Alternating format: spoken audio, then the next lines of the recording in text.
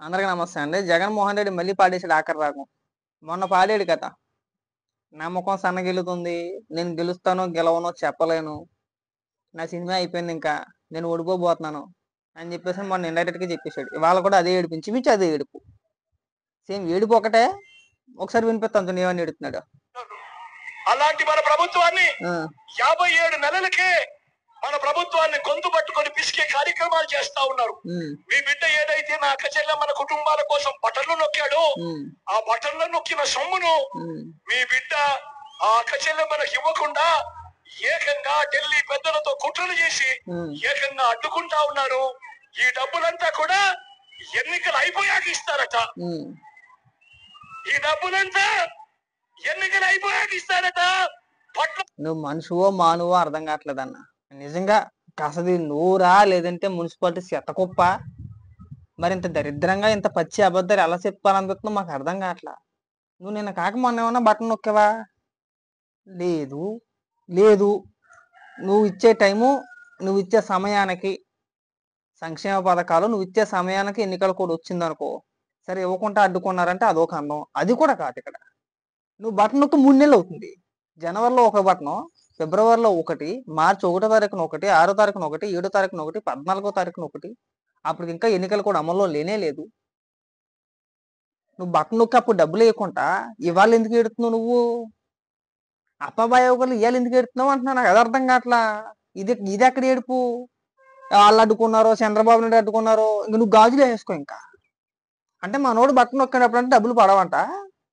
ఎప్పుడు ఇంక పోలింగ్ 2 రోజులు ఉందనగా అప్పుడు డబ్బులు వేసేస్తాం మేము. అప్పుడు డబ్బులు వేసి ఓటర్ని ప్రలోభ పెట్టేద్దాం. అది మనకు ప్లస్ అవుద్ది. 1 కోట 2 కోట్ల 14,000 కోట్ల రూపాయలు. 1 కాదు 2 కాదు. 14,000 కోట్ల రూపాయలు నువ్వు ఉంచేసి అలాగే ఇవ్వకుండా పంచకుండా ఉంచేసి ఇంక 2 రోజులు పోలింగ్ ఉందని కదా వేసేస్తే అయిపోద్ది. ఓటర్లు మనం ప్రలోభ పెట్టేయచ్చు అని మ్యాప్ వేసావు కదా. ఏనా ఎన్నికల సంఘం అధికారులు నీలా పిచ్చోళ్ళా? లేదంటే మీ మాది గొర్రెలా? మీ కార్యకర్తలాగా వాళ్ళకి తెలీదా? అంటే మన తెలివితేటల గురించి రాష్ట్ర ప్రజలకు తెలియకపోవచ్చు కానీ పైన ఉన్న వాళ్ళకి తెలుస్తుందిగా. వాళ్ళందరూ చదువుకున్న వాళ్ళగా మనలాగా నిశానిగలా? ఏనా కాదు కదా. ఈ డ్రామాలు ఆడమాకన్నా. నీ సినిమా అయిపోయింది, ఇంకా కట్టి పెట్టేసి. ఇంకా నీ ఏడుపు నువ్వు ఎంత ఏడ్చినా 2024 ఈ ఎన్నికల్లో నువ్వు గెలవను కూడా గెలవలేవు. నీకు డిపాజిట్లు వస్తే గొప్ప. నీ సినిమా అయిపోయింది. నిన్ను మించిన మోసగాడు ఈ దేశ చరిత్రలో ఎవడు ఉండడన్నా. ఏ రాష్ట్రంలో కూడా ఇలా ఇంత దరిద్రుడు ఉండడు. బటన్ 3 నెలల కిందట నొక్కుతాడంట. ఆ రోజు డబ్బులు వేయడంట. మరి డబ్బులు లేనట్టు బటన్ ఎవరు నొక్కమన్నాడా నిన్ను? దేనికి నొక్కో బటన్? ఏ ఉద్దేశంతో నొక్కో బటన్ అసలు? లబ్ధిదారులకు నువ్వు బటన్ నొక్కి 48 గంటల నగదు జమ అవ్వాలా లేదా? అవ్వాలి కదా. మరి ఏం పీకతానికి నొక్కేసావు బటన్ నువ్వు? డబ్బులు లేనప్పుడు ఎవరు నొక్కమన్నాడు నిన్ను? అంటే అదొక అదొక ప్రచారం అంటే అదొక గొప్ప. నేను డబ్బులు వేసేస్తున్నాను కదా, డబ్బుగా ఇదో బటన్ కార్యక్రమం పెట్టేసుకున్నా అందరిని తీసుకొచ్చాను అంటారు. తీసుకొచ్చేస్తారు అందరూ. ఒక ల్యాప్టాప్ ఒకటి పెట్టేసుకుంటాడు. అది పవర్ ఆన్ చేసి ఉంటుందో ఆఫ్ చేసి ఉంటుందో కూడా మాకు తెలియదు వాస్తవానికి. ఆ? ఇలాగని ఇలా అంటాడా? ఇలా అనగానే డబ్బులు టక్ టక్ టక్ టక్ సినిమాలో చూపిస్తారు కదా, టక్ టక్ టక్ ట్రాన్స్ఫర్ అయిపోతుందేమో అనుకుంటాం మేము. ఏం ఉండదు అక్కడ. ఆ ల్యాప్టాప్ పవర్ ఆన్లోనే ఉండదు, స్విచ్ అది ఆఫ్ అయిపోయి ఉంటుంది ల్యాప్టాప్. అది దాన్ని నొక్కేస్తాడు, అయిపోయింది. ఎంత మోసమా? మనకు సిగ్గు శరం ఏమన్నా ఉంటే కనుక ఎప్పుడు వేయాలి? నువ్వు బట్టలు నొక్కేసావు కదా, నొక్కకపోతే ఇబ్బంది. నేను ఇంతకుముందు చెప్పాను కదా, నువ్వు బటన్ నొక్కే సమయానికి నువ్వు సంక్షేమ పథకం ఒకటి ఉందరా, ఒకటో రెండో ఉంది ఇంకాను, ఏదో ఒక పథకం ధరగా డబ్బులు వేయాలి. ఈలోపు ఎన్నికల సంఘం ఎన్నికల కోడ్ వచ్చేసింది. అప్పుడు మన ఎన్నికల సంఘానికి అర్జీ పెట్టుకుంటామో ఇంకోటో చేసుకుంటే అది వేరే విషయం. అది అప్పుడు ఎన్నికల సంఘం అడ్డుకుంటే అది తప్పు అనుకోని. ఎందుకంటే ప్రతి ఏటా ఇచ్చేదే కదా, దీన్ని ఎందుకు అడ్డుకుంటున్నారని చెప్పి నువ్వు వేసినా పర్వాలా. సో ఆ పరిస్థితి లేదు. ఎలక్షన్ కూడా అమల్లోకి వచ్చింది ఎప్పుడు? ఏప్రిల్ 18వ తారీఖున కదా. మరి ఇప్పుడు దాకా నువ్వు డబ్బు లేకుండా నీకు చేత కాకుండా ఎందుకు ఈ ఆడికి మాట్లాడుతున్నా? ఆడికి కూడా మాత్రం ఎందుకు ఎడుతున్నావు అని అడుగుతున్నాం మేము. ఇంకా మాట ఏంటన్నాడు, ఇంకోటి ఏదో అన్నాడు. ఏంటి బాలకృష్ణ గారు లేదంటే మన పవన్ కళ్యాణ్ గారు భూములు కొన్నారు. వాళ్ళ ల్యాండ్ టైటిలింగ్ యాక్ట్ గురించి మళ్ళీ అది కూడా వాళ్ళిద్దరు భూములు కొన్నారు కదా. వాళ్ళిద్దరికి ఒరిజినల్ ఇచ్చారా జిరాక్స్ ఇచ్చారా కనుక్కోండి అని చెప్పేసి అని మాట్లాడాడు. నిన్న సజ్జల రామకృష్ణారెడ్డి ఒక ప్రెస్ మీట్ పెట్టి దానికి సంబంధించిన డాక్యుమెంట్లు ఏవైతే ఉన్నాయో అవి డిస్ప్లే చేసి చూపించాడు.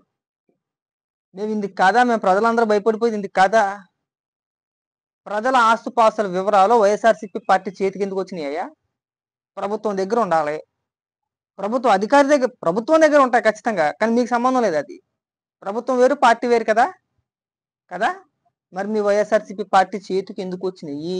Aadhaar card details, PAN card details, ఎవడెక్కడ పొలాలు కొన్నాడో ఆ పొలాలకు సంబంధించిన జిరాక్స్ అవన్నీ మీ దగ్గరికి ఎలా వచ్చినాయి? అసలు మీ దగ్గరికి ఎందుకు వచ్చినాయి అని అడుగుతున్నాం మేము. వైఎస్ఆర్సీపీ పార్టీ చేతిలో ప్రజల డేటాను పెట్టుకున్నారు, మొత్తం వాళ్ళ గుప్పట్లో పెట్టుకున్నారు. వాళ్ళ గుప్పట్లో పెట్టుకొని ఇక్కడ భూమి ఉంది, ఈ ఖాళీ భూమి ఉంది, ఇది ఇక్కడ ఉండట్లేదు, దీన్ని ఎట్టగట్ట నొక్కేయాలి. ఈ 5 ఏళ్ల కాలంలో మెయిన్ వీళ్ళు దృష్టి పెట్టింది దీనిపైనే. ఈ ల్యాండ్ టైటిలింగ్ యాక్ట్ ఏదైతే ఉందో దీనిపైనే పెట్టారు. ఎందుకంటే ఈ ఎన్నికలు ఎలాగైనా సరే కోట్ల డబ్బులు ఇచ్చేసైనా సరే మళ్ళీ గెలిచేసి, మామూలు దోపిడీ కాదు, ఇంకా భూ కబ్జాలు మాట. రాష్ట్రంలో ఉన్న ఎవడ భూమి ఎవడ కొంప వాడి పేరు మీద చివరికి ఉండదు. 2029 చివరాఖరికి వచ్చేసరికి మన భూములు మన ఇల్లు మన పేర్ల మీద ఉండవు. మనం రోజు తిరగం కదా, ఇది నా పేరు మీద ఉందో లేదో తెలుసుకోవాలని చెప్పేసి మనం రోజు పోయి తిరిగి చూసుకొని రాం కదా. ఎప్పటికప్పుడు ఎదురుదా బేత్తరు ఎవడోడి పేరు రాసి ఇచ్చేస్తాడు, అయిపోయా. ఏదో రోజు పొద్దున్న సాయంత్రం మాటలు వస్తారు, సామాన్లు బయట వేస్తారు, ఇల్లు సంబంధం లేదురా ల్యాండ్ టైటింగ్ ఎక్కడ నాకు వచ్చింది అంటాడు, అంతే. సత్యం గొర్రెమని అక్కడితో కాదా? అది మీరు గమనించండి. మెల్లిగా పాత పుస్తకాల మీద బొమ్మ వేయడం స్టార్ట్ చేశాడా? బొమ్మ వేసినప్పుడు పెద్దగా వ్యతిరేకత రాలా. అంటే మేము మాటలు మా బూటలను గుడ్డలు దించుకోవడమే, ప్రజలు ఎవరో పెద్ద పట్టించుకోవాలా. వేసుకుంటే వేసుకున్నా బొమ్మే కదా అనుకున్నారు. అయినా ప్రజల ఆశల మీద ఈయన బొమ్మ ఏంటో మాకు అర్థం కావట్లా. తర్వాత అయిపోయింది. తర్వాత సర్వే చేయించి ఆ సరిహద్దుల్లో పునాదురాళ్ళు రాళ్ళు వేసేసి, సర్వే రాళ్ళు వేసేసి ఆ రాళ్ళ పైన జగన్ బొమ్మ వేసుకుంటానని చెప్పేసి అక్కడ కూడా బొమ్మ వేసుకున్నాడా? ఇక్కడ పాసబుక్కుల పైన బొమ్మ, అక్కడ సరిహద్దు రాళ్ల పైన బొమ్మ. ఇప్పుడు ఒరిజినల్ డాక్యుమెంట్ వాళ్ళ దగ్గరే పెట్టుకుంటారు. రేపు పొద్దున ఎవడ పడతారు రాసి ఇచ్చేస్తారు, లేదంటే అమ్మేసుకుంటారు, ఎక్కడికో లోన్లు తెచ్చుకుంటారు కలితే నీట్గా. ఏంటయ్యా అంటే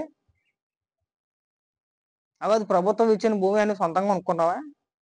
ప్రభుత్వం నువ్వు పండించుకోవడానికో లేదంటే ఉండడానికో ఇచ్చింది నీకు ఊరికే.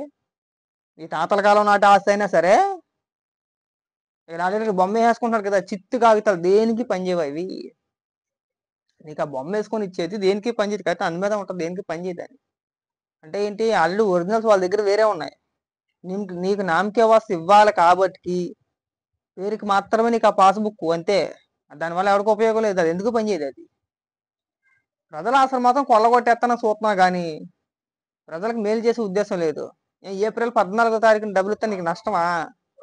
ఈ లోపు వేసేయాలా? ఈ లోపల వేస్తే సరిపోద్దాం, మన ఎన్నికల ప్రచారంగా వాడేస్తామా? మన ఏదో తెలియదు అలా తెలియవా? అందుకే కదా ఆపేసింది అక్కడ.